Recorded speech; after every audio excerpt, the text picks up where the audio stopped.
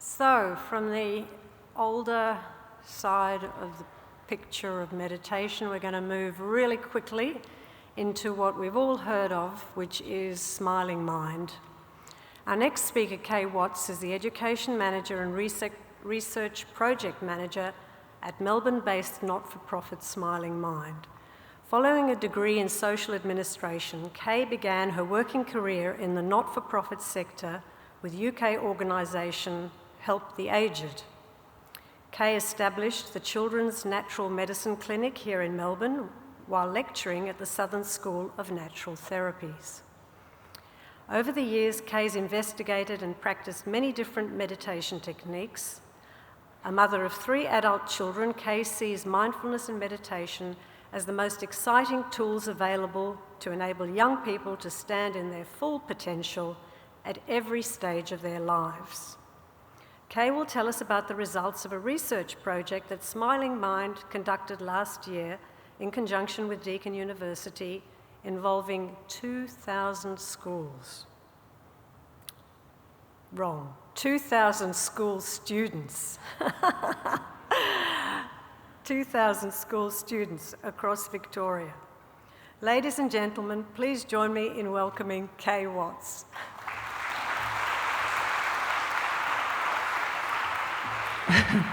Good evening, everybody. It's wonderful to be here. Can I just ask you, can I just see a show of hands, how many of you know about Smiling Mind? Oh, wow, this is my best audience yet. I'm sure many of you know that we're an app, and that's probably, for a lot of you, is where your knowledge ends. So we're just so grateful for the opportunity tonight to tell you a bit about what's happening behind the app and what we've been up to, and of course about the research that we've been involved in. Smiling Mind was originally set up with the idea, the philosophy was how do we get these skills of mindfulness and meditation out to as many young people as possible, and deal with the geographical limitations involved, deal with trying to get something into the school curriculum when teachers are already dealing with a very overcrowded school curriculum. If you talk to any teacher, they usually nod vigorously. And so the idea came up, Jay Martino and James Tutton, our founders, a not-for-profit was set up, Smiling Mind, and to develop an app. And educational psychologists wrote all the resources, and the other thing was to make it free. And to develop the app, put it on the website, and go, there you go. Come and help yourself. All the resources are there for you to use. And so that's what happened. And we certainly hit a nerve, because we're into our 4th year now.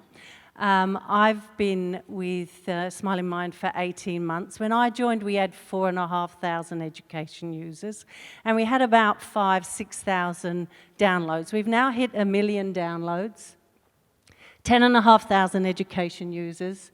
And out of those users, you know, these are teachers who just took the resources and they made it happen. You know, they were people who had some interest, and they were just individuals in schools who were doing something. We get marvellous stories coming through every day about what schools are doing with Smiling Mind. Yesterday I was on Skype to a school in Portugal, and one lady in this one school in Portugal, very disadvantaged children, and she has just been pushing it through, and the children are in a project and they've all got Smiling Mind armbands, and she's translated the meditations into Portuguese. And so we get these wonderful stories coming through all the time. We also work, I don't know if any of you, we work in the corporate marketplace. So we run a series of workshops there, very important to us because that funds our work in the educational marketplace. We've worked with Cricket Australia, and we've developed a range of sports meditations, some of which are free on our website. We've also worked with Beyond Blue, and we have a lovely little app called Mind the Bump. Has anybody heard of Mind the Bump? Yeah, it's a great app. It's for pregnant women, and so that's available for free as well.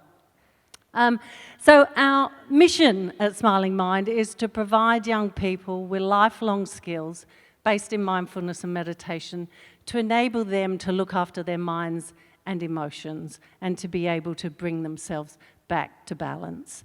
And our vision is to ultimately see meditation on the school curriculum. We're nothing at Smiling Mind if not ambitious.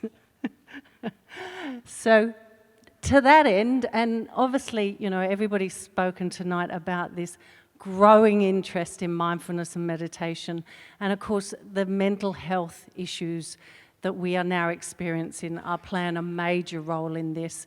We've got 1 in 7 primary school children who will suffer some form of mental health issue.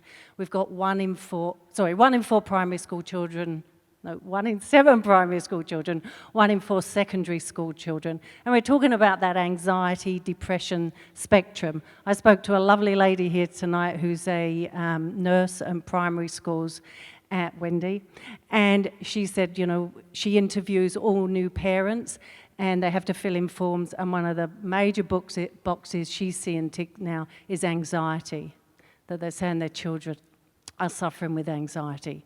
So I think, you know, this is a major reason why there's been obviously so much interest in mindfulness and meditation, and the whole fact that if anybody is going to suffer, it usually sets on by the age of 24. So everything really points to early intervention, and of course that points to schools, it points to teachers, and of course parents. But we're dealing with a situation where parents in many cases don't have these skills to pass on to these teachers. So the responsibility is really falling with educators, and they're the people that we need to get to. So there's also a very exciting movement that's beginning to happen in education where people are saying intellect is not enough. You know, in this information age going forward, it's just not going to be enough. And that we really need children going forward today are going to need intuition, you know, and they're going to need instincts, and they're going to need so much more in this information age so that they have the skills to be able to deal with the information that's being thrown at them. So in Smiling Mind, we've really moved from putting the resources onto our app and our website, and for people to download them and use, parents, schools, health professionals, whoever want to use the resources are free to use the resources. But we've really now come up to, and our research project really took us into, we went down into the coalface and really saw to get the next group of people involved, we really needed to do training. We really needed to provide professional development workshops for teachers to get them over the concepts of mindfulness and meditation, because most of them didn't have that information. Therefore, you know, they're not the people who are going to feel very comfortable introducing the subject into schools. So we have a whole school training program. We have a couple of professional development workshops that we use in schools. We offer schools our 5-week adult program. We have a 5-week adult program. Everybody knows that, yeah? And so we offer up the 5-week adult challenge, and we support anybody who wants to do that with 5 weeks of online training. So we also run workshops for parents, which go very well. There's some schools that are at the stage they can't get a parent workshop up, there is an interest, and in other schools you'll get completely the opposite, and there'll be enormous interest in becoming part of a workshop. And obviously that's really a very important part in us spreading the message. So we've got our teachers training, student, parent, and all our free resources. And what's now really exciting is all our resources have now been mapped to the national curriculum. And it mainly links up to physical education and health and social competence. And all those links are going to be available on our new website that will be available in the next couple of months. Okay, so they're all linked. We're building a new suite of meditations. We're actually going into the recording studio the last week of June, so we've had a whole new suite of meditations written, and we're putting together, as we speak, lesson plans for teachers that will be on PowerPoint presentations that they'll be able to work through. So this is just a nice little quote from Michael Carr-Gregg is actually on our board, and Michael uses the Smiling Mind programs, recommends them significantly to adolescents that he's dealing with. So now, to talk to you about the research. So given that our vision is to see meditation on the school curriculum, we felt we really needed to do some evidence-based research. You know, it has its place, and we really felt that we needed it going forward. So we went out and we recruited 12 schools. There were actually around 2,000 students involved. So there were primary and secondary schools.